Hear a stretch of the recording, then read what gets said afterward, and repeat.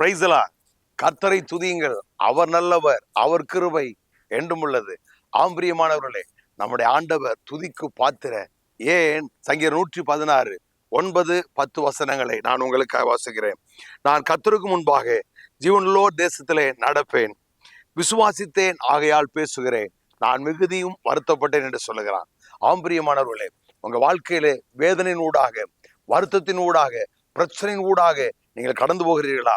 தாவீது அப்படிப்பட்ட சூழ்நிலையெல்லாம் கர்த்தருடைய வார்த்தையை விசுவாசித்து அவன் பேசினேன் என்று சொல்லுகிறான். இதை அப்படியே பவுல் ரோமர்களின் நிருபத்திலே 10ஆம் அதிகாரத்திலே இந்த வசனத்தை கோட் பண்ணுகிறார். ஆகவே நீங்களும் நானும் விசுவாச மார்க்கத்தார், விசுவாச சந்ததியார். ஆகவே உங்கள் பிரச்சனைகளை நீங்கள் பேசாமல், உங்களுக்கு வர நெருக்கங்களையும் பாடுகளையும் வேதனைகளையும் நீங்கள் பேசாமல் கர்த்தருடைய வாக்குத்தத்தங்களை பேசுங்கள், விசுவாசியுங்கள்.